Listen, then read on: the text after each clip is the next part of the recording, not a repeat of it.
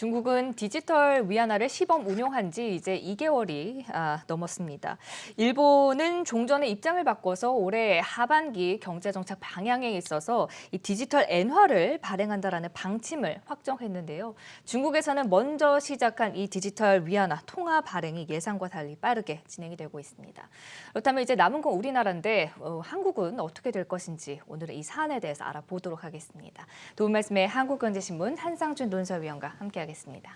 어서 오세요. 네, 안녕하십니까? 네, 먼저 오늘 간밤 뉴욕 증시는 일단 어제 중국 증시 급락 충격 여파도 좀 많이 받은 양상이었는데 오늘 뉴욕 증시 흐름은 어떻게 보셨습니까? 네, 아무래도 이제 미국 증시 어제의 중국의 성장률 이게 초반에 미쳤고요.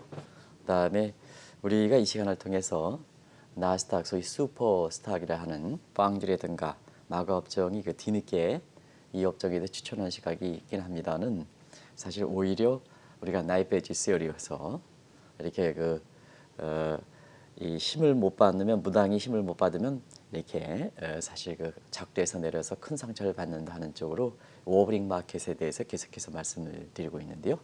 나스닥 같은 경우는 오늘도 굉장히 심한 대형 기술주들이 심한 낙폭을 기록했다. 그리고 시간에서 넷플릭스 빵주에 구성하고 있는 넷플릭스도 굉장히 좀 안 좋은 모습인데요. 이런 쪽을 좀 보실 필요가 있다 이렇게 보이겠습니다. 네. 일단은 그 중개 성장률 어제 발표했죠. 우리 시간으로 한 11시 정도 발표했는데 우리가 아침 방송을 통해서도 당초 2.8%인데 이것보다 좀 높게 나오겠다 하는 말씀을 드렸습니다. 역시 예상과 이렇게 진단해 드린 대로 한 3.2% 비교적 크게 높게 나겠죠. 그래서 비즈니스 사이클 상으로 보면 우리가 경기의 저점이 어떤지 하는 각도에서 올해 그 1분기 성장률이 마이너스 6.8%니까 역시 2분기가 아니라 1분기가 되겠다 하는 이런 쪽으로 이렇게 해서 3.2% 나왔으니까 이런 점을 이렇게 확연하게 뒷받침했다 이렇게 됐습니다. 하반기 어떻게 될 것이냐 하는 측면에서 보면 중국의 소비와 관련된 지표가 어제 좀 부진하게 나와서 하반기의 지속 가능성 문제에 대해서 이렇게 했지만 대체로 그 중국의 2분기 성장률이 발표된 이후에 하반기 성장률이 역시 2분기 성장률에 비해서는 좀 이렇게 사실 그 1분기에 대비해서는 이렇게 개선폭이 좀 적기는 하지만 그래도 5%대 이렇게 성장률을 유지하겠다 하는 이런 쪽이 시간을 갖고 이렇게 된다. 그러면 이제 시청자 여러분께서는 왜 중국 증시가 어제 급락했을까 이렇게 높게 나왔는데도 역시 이게 경기가 예상보다 높게 나오면 지금은 정책적인 그렇게 움직임에 의해서 중국 증시가 많이 올라온 측면이 있거든요. 그러면 경기 부양 의지가 좀 꺾이겠죠. 경기 부양의 의지가 꺾이지 않겠느냐. 펀더멘털이 빨리 좋아졌으니까 경기 부양 의지가 꺾이지 않겠느냐 하는 이런 심리에 의해서 그동안 뭐 중국이 유동성 장세라든가 또 재정적인 측면에서 대대적인 경기 부양이라든가 하는 정책적인 요인에 의해서 주가가 좀 많이 상승한 측면이 있는데요. 이런 부분에 대해서 이렇게 기대가 좀 약화됨에 따라서 중국 증시가 이렇게 떨어졌다고 됐습니다. 네. 그래서 항상 이제 말씀드리면 지난달 말에 중국 증시를 추천했지만 중국 증시와 관련해서는 내부적 문제점이 해결된 건 아닙니다. 우리가 얘기하는 3대 회색고프소 문제. 그래서 중국 증시를 추천할 때 항상 두 가지 원칙을 좀 시청자 여러분한테 어제도 좀 말씀드렸었는데요. 우리가 일정한 수익이 내면 트레이딩 관점에서 반드시 이익을 실현해 주십사. 그리고 중국은 그 기업 부채가 많기 때문에 이렇게 똘똘한 주식 이해, 이 똘똘한 문제가 우리 부동산 정책 관련해서 좀 얘기하기가 좀 어려운데요. 역시 증시적인 측면에서는 똘똘한 주식 이해는 나머지는 상장 폐지돼서 원금을 날릴 가능성이 있기 때문에 중국 주식을 투자할 때는 이게 주목할 필요가 있다는 말씀을 드렸었는데요. 어제 그런 각도에서 투자 전략을 임하셨으면 상당 부분은 이렇게 어제 급락에 따른 이런 부분을 좀 예방할 수 있었지 않았냐 하는 생각이 듭니다. 그리고 오늘 그 미국 증시 같은 경우는 역시 지금 그 이번 주 들어서 워버링 마켓 아기가 아장아장 걸어가는 그렇지만 상당히 불안하지 않습니까? 하는 측면에서 나스닥 지수가 전체적으로 다시 좀 하락세를 보이고 이 하락세를 누가 끌어내렸냐 하는 각도에서 보면 역시 빵주 같은 슈퍼스탁이 이렇게 밸류에이션 부담이 되면서 이렇게 떨어졌다 이렇게 보였습니다.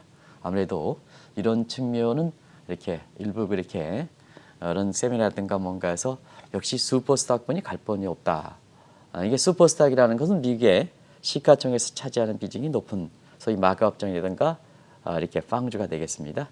이런 업종의 컨센트레이션 집중 현상이 돼서 이런 것을 앞으로도 계속 갈 수밖에 없습니다 하는 이런 측면인데 우리가 이렇게 이 방송을 통해서는 3월 중순부터 무엇보다도 이런 쪽을 좀 강하게 밀다가 지금 이달 들어서 나타나는 워브링 마켓에 대해서 좀 염두에 두실 필요가 있다. 그리고 항상 주가가 많이 올라가면 더 올라간다 하더라도 베이스 이펙트 때문에 수익률은 떨어진다. 그때는 오히려 떨어지는 것을 대비하는 게 리스크 관리다. 이렇게 많이 올라갔을 때 슈퍼스탁에서 다시 사라. 그것뿐이 갈 수밖에 없다. 이런 측면의 추천보다도 사실 그 이후에 많이 올라간 상태에서는 베이스 이펙트의 수익이 떨어지니까 오히려 떨어지는 것에 대비하십사 하는 이런 말씀을 드리면서 중국 주식으로 이렇게 추천했던 시각이 지난달 말이었었는데요. 대체로 보면 너무 이렇게 이 방송에 나와서 미국 증시가 갈 수밖에 없다.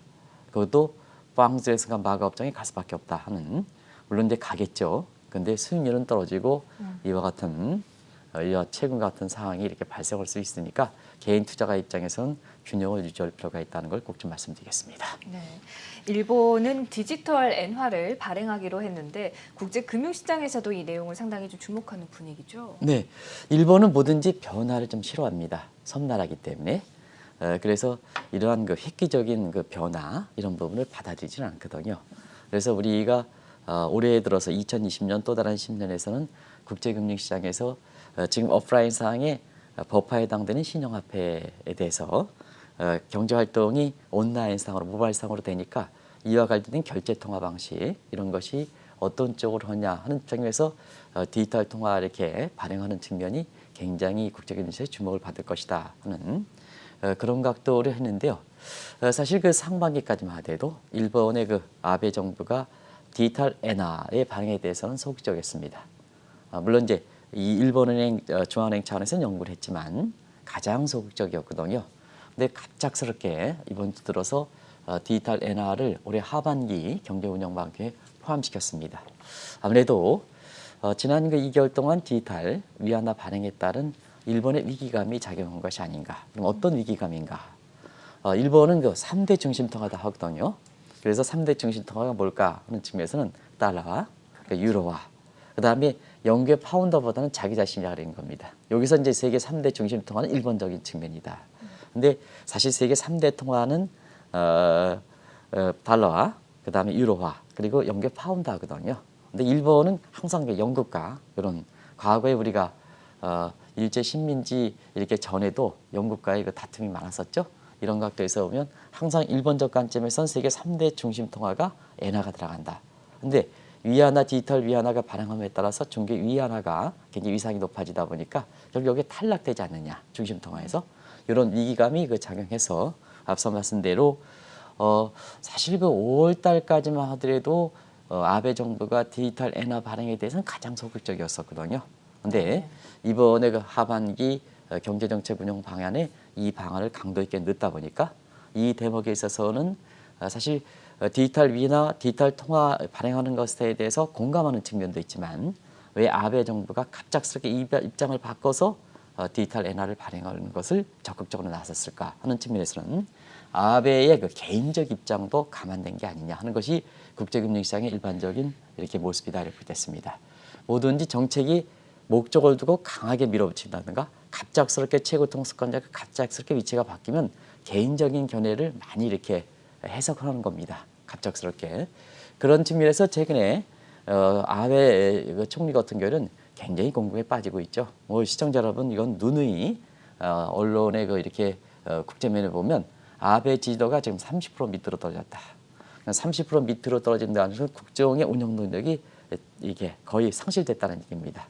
그러면 지금 상태에서 일본 국민의 이렇게 지도가 30% 밑으로 빠진 상태에서 아베 정치 3세대 저 야망이 높은 사람이 계속해서 정권을 잡는 방법은 어떻게 할 것이냐. 두 가지가 나오겠죠. 하나는 중요한 해산.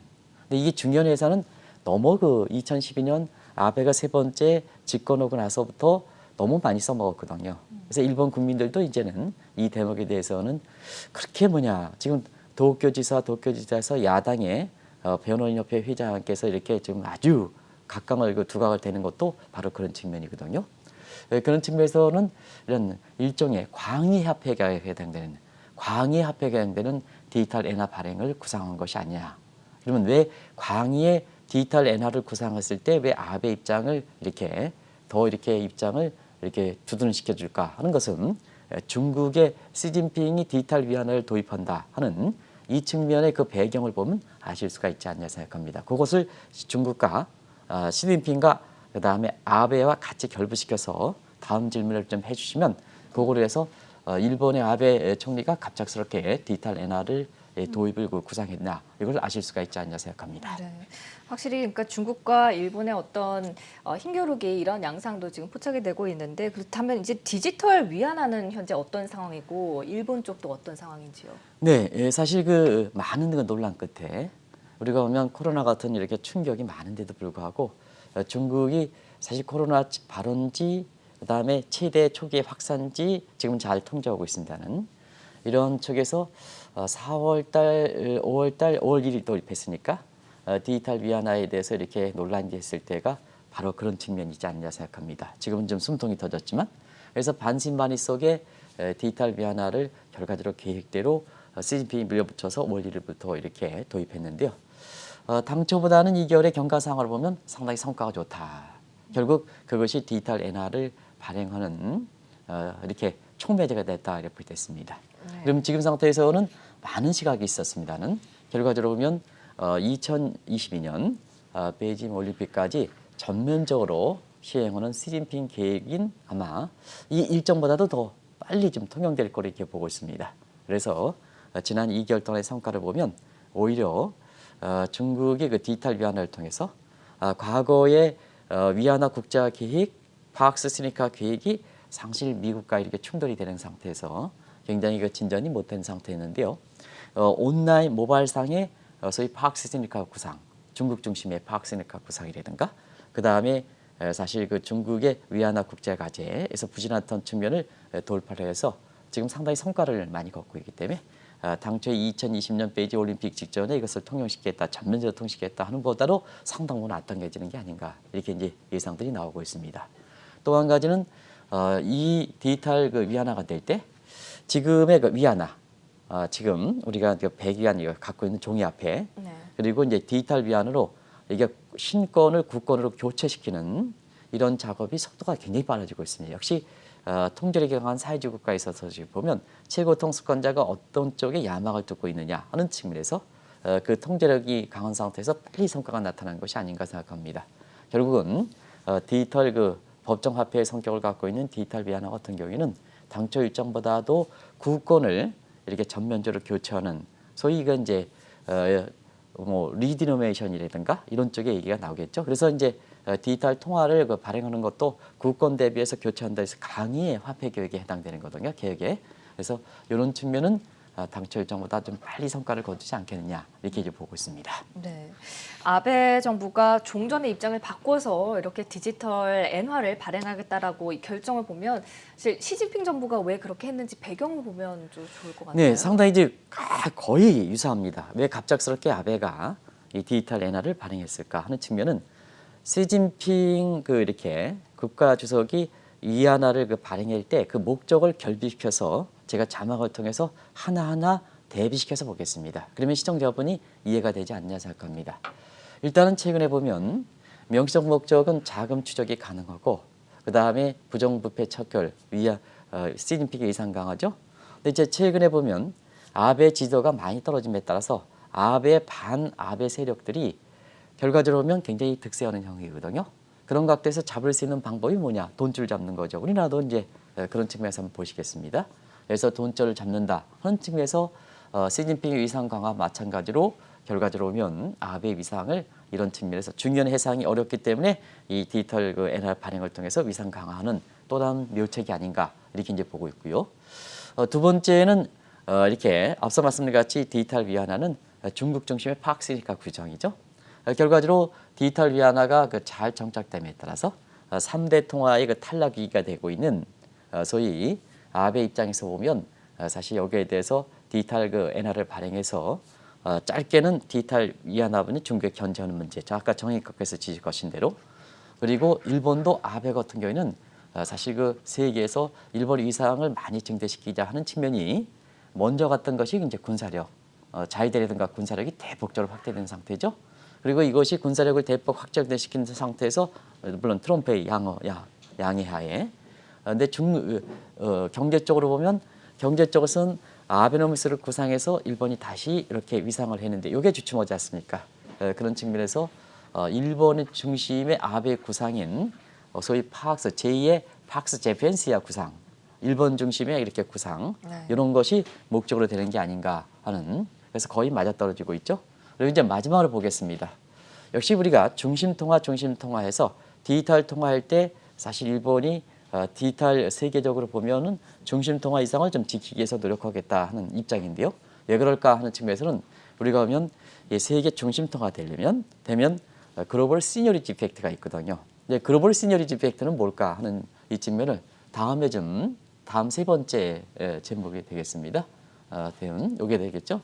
글로벌 시니어리티 이펙트 요걸 좀 말씀드리는데 요 글로벌 시니어리티는 뭐냐면 중심 통화 되면 우리가 이제 한국은행권 만원권에 이렇게 딱 돼 있으면요. 화폐 발행 비용이 지금은 좀 모르겠습니다는 저희들이 이제 한국은행에 들어갔을 때 화폐 발행 비용이 대충 한 장당 거기 잉크 들어가고 위조 지폐 방지 기술 들어가고 이런 거 있죠. 이런 것이 이제 또 이것이 그 종이 같은 경우에는 물에 들어가면 흐물흐물되면 안 되거든요. 화폐. 그래서 이제 거기에 특수 코팅하고 이렇게 해서 화폐 발행 비용이 2,100원 정도 들어가거든요.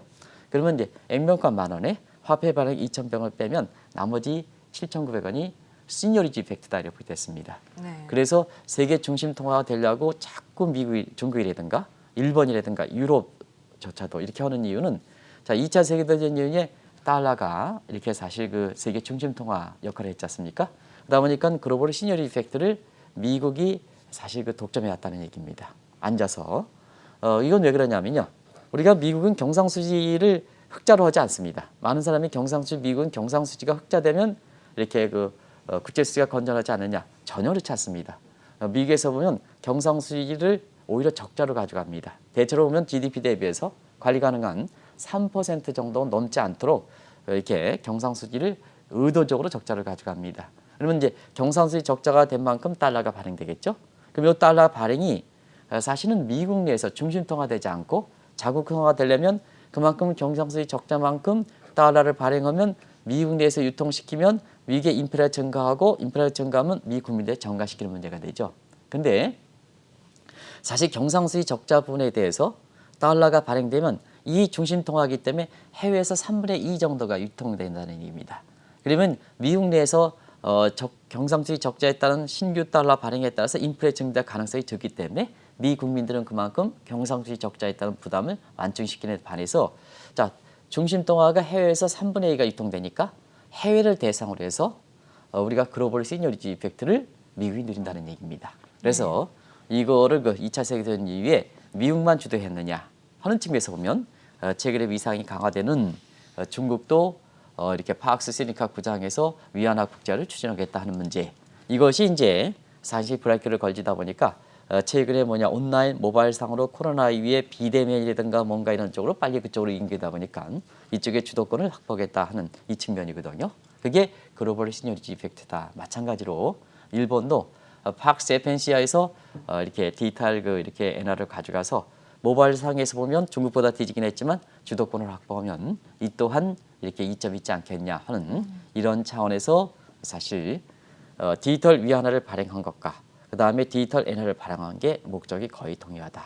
그런 측면에서 세 가지 크게 목적을 제시했지만 아베 입장에서는 첫 번째 시니핑이 위안화가 위상을 증대하는 것과 마찬가지로 아베 위상을 지금 공경에 처했을 때 중요한 해산이 안 되는 측면에서는 그런 쪽을 노리는 것이 아닌가 하는 것이 국제금융시장에 느닷없이 아베 총리가 입장을 바꿔서 디지털 엔화를 도입하겠다 하는 입장이 나온 게 아닌가 이렇게 해석하는 시각도 만만치 않다는 걸 말씀드리겠습니다. 그렇군요.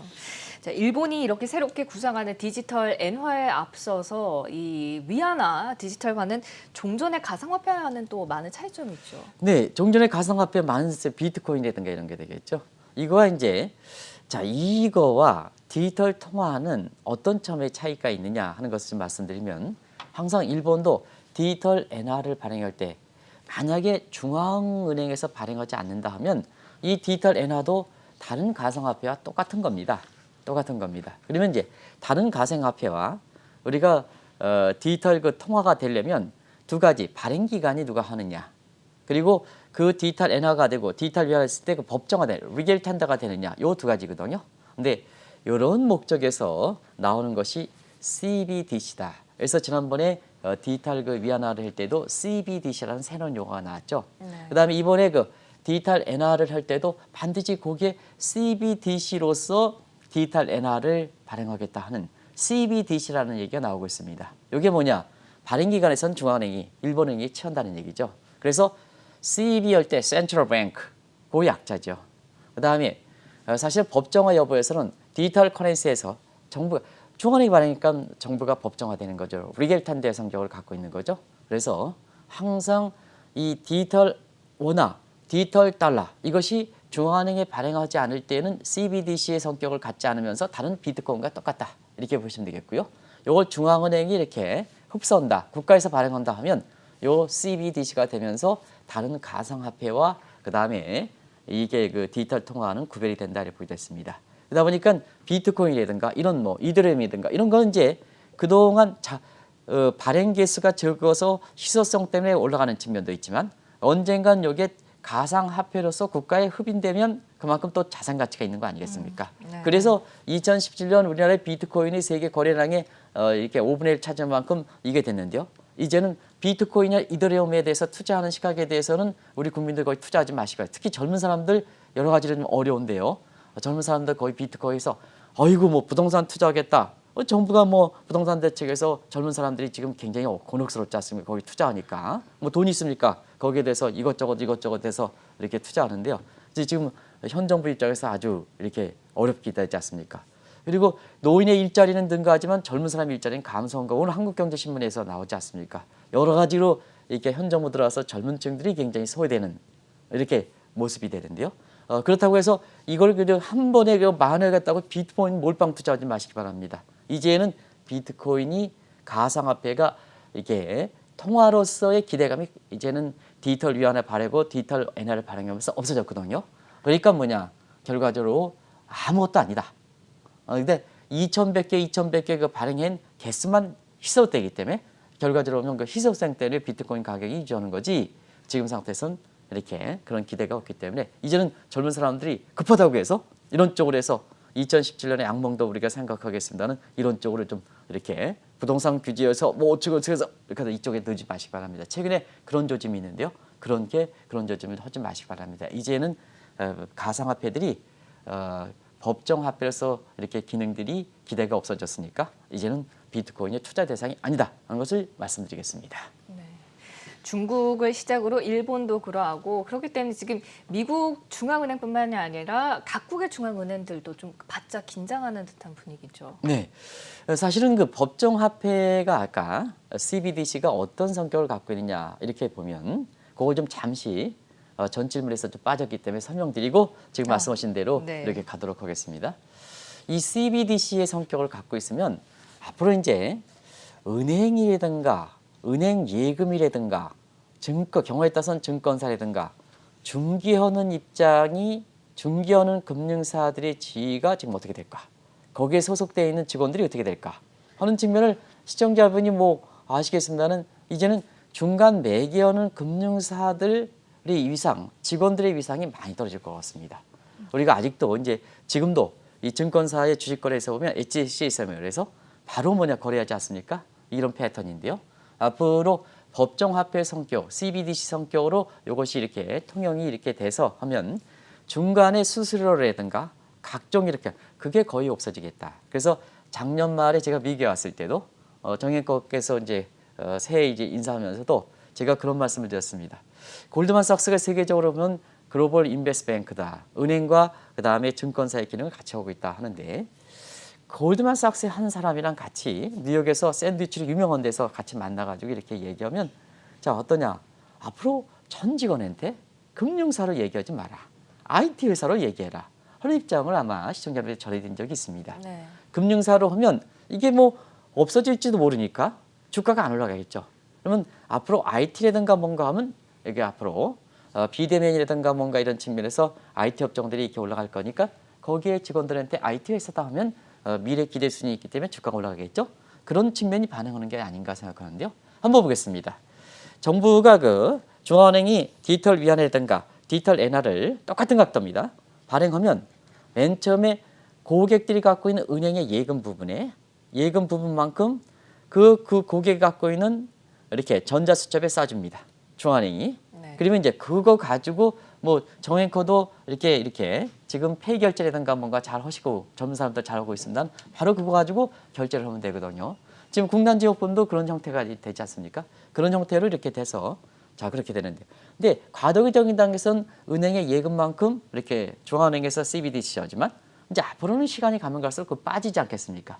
직접 고객의 돈에 전자수첩 싸주면 되지 않습니까? 이번에 국난지원금도 바로 싸주지 않습니까? 그런 측면에서 중간에 매겨하는 단계를 이렇게 없어지지 않게 되냐 하는 이런 쪽이 앞으로 나오는 모습이다 이렇게 보여졌습니다.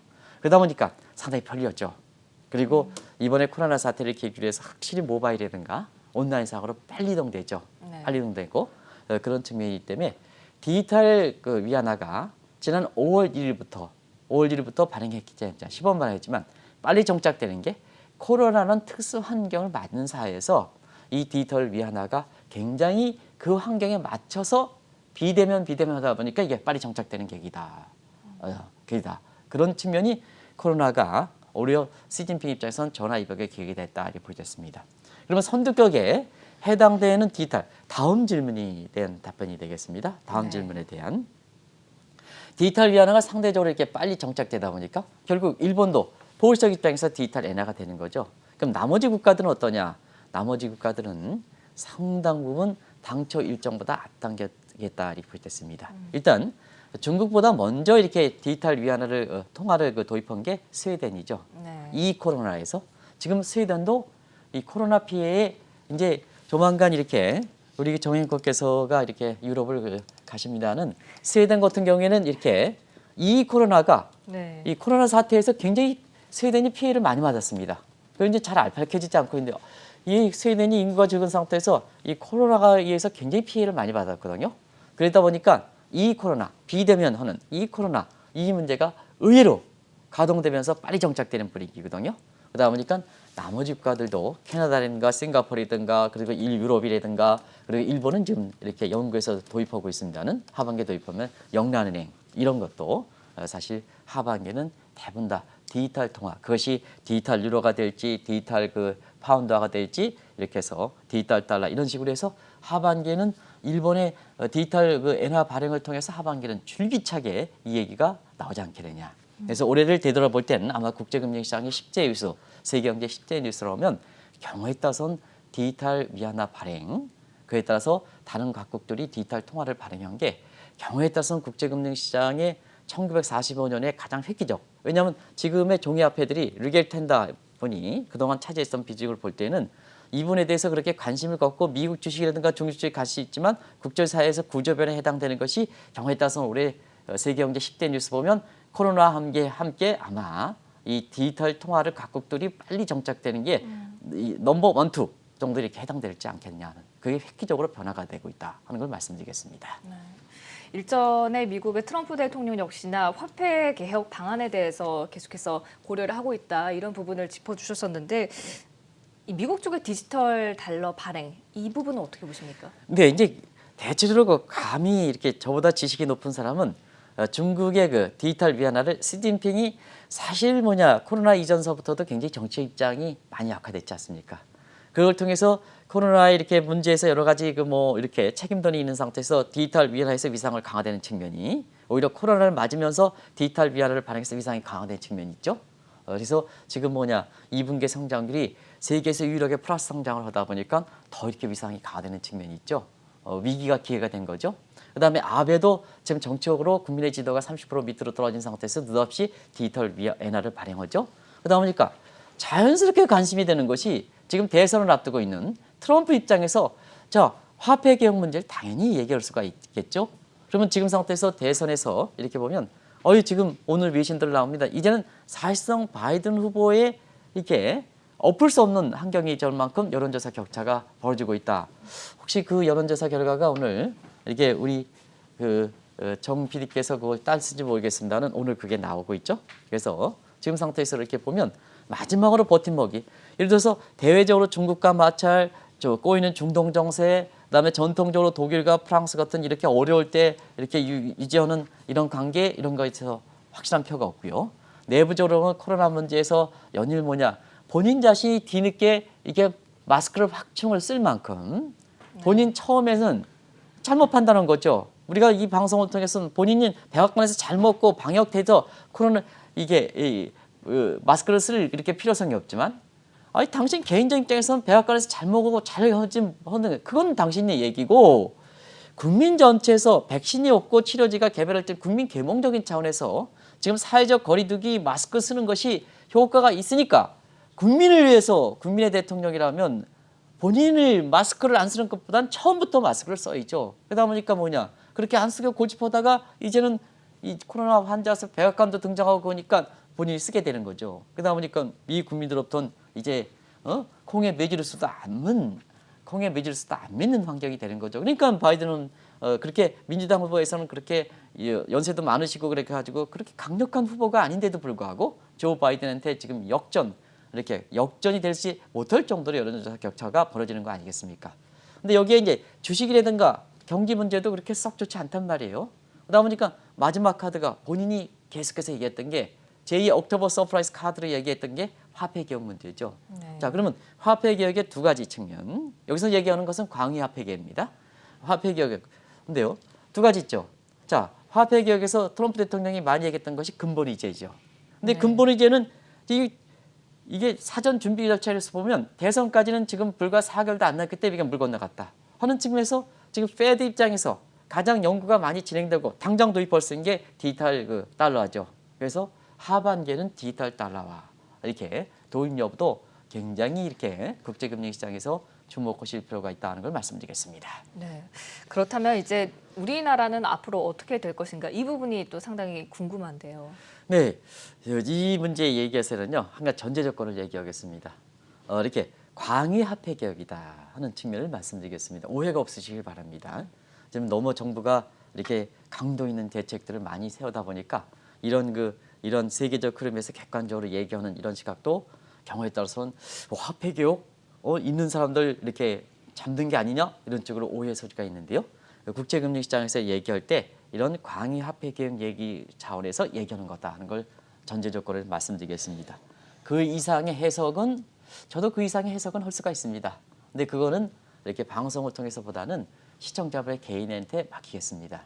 이거는 국제시장에서 나오는 객관적 얘기를 바탕으로 얘기한다리 보겠습니다. 그래서 광의 화폐 개혁이다. 우리나라의 화폐 개혁, 이제 명시적으로 화폐 개혁은 명시적 목적을 갖고 하는 게 있죠. 왜냐하면 명시적 문정부에도 명시적 목적이 있는 게 아니냐, 뭐 부자층 이렇게 흔들린 게 아니냐는 이런 쪽의 얘기들이 많으니까 자 과거의 화폐 개혁을 한번 보자. 1953년 이때 전쟁 인프로 잡기 위해서 전쟁 인프로 확실하게 리드를 멘션했죠. 그 다음에 1962년에는 그때 군사정부 들어오면서 과거의 일제 세력, 이한용 세력 이렇게 해서 기득권 세력의 부정부패를 척결한다는 목적으로 화폐 개혁을 당하는 거죠. 그러면 자 과거에도 지금의 디지털 위화, 디지털 엔화 도입하는 거랑 비슷한 목적이 있는 거죠. 이렇게 해서 우리나라의 화폐 개혁은 명시적인 이유를 갖고 했던 것이 전쟁 인프레 방지 1953년, 그 다음에 부정부패 척결자 거기서 1962년 이런 각도로 현재 논의되는 화폐 개혁 얘기를 한번 유추해 보겠습니다. 이는 시청자를 판단에 맡기겠습니다. 근데 사실 우리나라는 이렇게 1973년 만원권이 도입한 이래로 사실상 뭐냐 지금까지 이렇게 명시적으로 고액권을 이렇게 증대시키는 문제 이것이 이제 이명박 정부 들어와서 이렇게 5만 원권이 됐죠. 근데 우리 그 교육 비중이 이렇게 높아질 때 이렇게 볼 때는 사실 이게 고액권 그런 문제가 이렇게 2009년에 도입한 데도 불구하고 그 2010년서부터는 공교롭게도 리노베이션 이야기 나왔죠. 그래서 앞뒤가 안 맞았던 얘기입니다. 고액권을 도입하면서 리노베이션 단행하자 이렇게 하다 보니까 결과적으로 그것이 시기적으로 보면 많은 오해가 소지가 있는 상태에서 2010년 이후에 우리가 화폐 개혁 문제가 한다 안 한다. 박승 전 한국은행 총재께서 이런 문제에 대해서 명시적으로 도입하자 하는 노무현 정부 때 있었습니다는 이것이 여러 가지 목적상 이렇게 지금까지 논란만 됐던 겁니다. 그리고 항상 필요할 때 얘기해야 되는데 작년 같은 경우에도 민주당이 한 여기에 대해서 전문적인 지식이 없는 이런 국회의원이 이걸 얘기해가지고 또 한 번 문재인 정부도 오해 소지가 있었죠. 근데 사실상 우리나라의 지금 교육 비중이라든가 이런 거를 볼 때는 대부분 다 신흥국도 1대1 통화, 달러 대비해서 1대1 통화 이렇게 되는 거거든요. 그래서 우리 입장에서는 이렇게 목적과 결부시키지 말기 바랍니다. 우리나라도 리디너메이션 정도는 좀 필요하겠다 하는 측면에서 사실상 뭐냐, 많은 사람이 우리가 10대 1, 100대 1, 100대 1, 10대 1, 1000대 1 정도는 뭐 힘들겠습니다는 이런 쪽으로 해서 1달러 지금 4자릿대 환율을 1자릿대 2자릿대, 1대 한 자릿대, 중국도 한 자리, 말레이시아도 한 자리니까 이렇게 가져가야 되지 않느냐 하는 대외적인 측면에서 리디너메이션 나이가 낮다 이렇게 볼 수 있습니다. 그런데 이 또한 우리가 화폐 개혁을 2010년 이후에 진행된 국가에 비해서는 화폐 거래단을 축소하는 리디너메이션을 단행한 국가는 대부분 다 실패했다. 네. 그래서 현 정부 입장에서 얘기되는 리디너메이션 얘기는 지금 문재인 정부가 마지막이기 때문에 이 얘기는 좀 하지 마십사 하는 말씀을 드리고요. 지금은 뭐냐, 국민들이 부동산 문제, 부동산에서 화가 나 있는 상태고 청년들도 사실상 지금은 일자리가 오히려 노인층이 증대하고 청년층 일자리는 감소하고 그다음에 모처럼 뭐냐, 모처럼 이렇게 부동산 해가지고 이렇게 하는데 거기에 강도 있는 대책이다 보니까 있는 사람은 그래도 버티는데 없는 사람, 젊은 사람들은 더 화가 난 상태거든요. 이런 상태에서 리디너메이션 단행했다가는 문재인 정부가 굉장히 동력을 잃는다. 근데 화폐 개혁을 하지 말라는 거냐? 광의 화폐 개혁을 그래서 얘기했던 겁니다. 그래서 우리나라도 지금 한국은행이 잘 준비하고 있다 합니다는 경우에 따라서는 디지털 위안화, 디지털 엔화 인접 국가들이, 그리고 하반기에도 미국이 디지털 달러화, 그리고 다른 국가들도 디지털 통화를 다 도입하는, 그것도 중앙은행이 센트럴 뱅크 디지털 커런시를 다 도입하는. 또 시청자분이 굳이 이거 문제에 대해서는 뭐 이렇게 얘기하지 않는다 하더라도 지금의 내 생활상에서 보면은 오프라인상에 이루어지는 것과 온라인상에 이루어지는 것, 모바일상에 이루어지는 것, 코로나 사태를 계기로 해서 이제는 앉은 자리에서 그것이 아침도 다 전해지는 이런 시대가 돼 있습니다. 그런 상태에서는 다른 문재인 정부의 화폐 개혁 이런 측면에 다른 목적으로 결비시키고, 그건 시청자의 판단에 맡겼고 근데 세계적 추세에 맞춰서 광의 화폐 개혁이라는 문제는 디지털 원화를 발행하는 문제, 이런 문제는 사실 우리가 긍정적으로 검토해야 된다. 그래서 내년 이렇게 상반기를 목적으로 한다 이렇게 얘기는 계획이 나오고 있습니다는 사실 내년에 대선 전국이 되면 중앙은행 입장에서 보면 이런 문제를 가져가기가 좀 상당히 힘든 측면이거든요. 근데 한국은 대외 교육에 의존한 국가입니다. 그리고 우리가 사실 중국이라든가 일본이 인접 국가입니다. 이런 측면에서는 리디너메이션을 문재인 정부에서 얘기하지 말고 디지털 통화를 도입하는 문제, 이런 문제는 벌써부터 얘기 나왔어야 된다. 이렇게 전문적인 지식이 없는 여당의 민주당 의원이 사실 리디너메이션 얘기하지 말고 당신 입에서 디지털 원화를 도입해야 된다. 이 얘기가 나왔으면 상당한 당신에 대한 칭찬이 높아졌다. 그런데 이렇게 느닷없는 상태에서 이렇게 누가 얘기했으니까 리디너메이션을 단행해야 된다 하니까 그 국회의원이 아마추어 평가를 받는 거다 하는 걸 말씀드리겠습니다.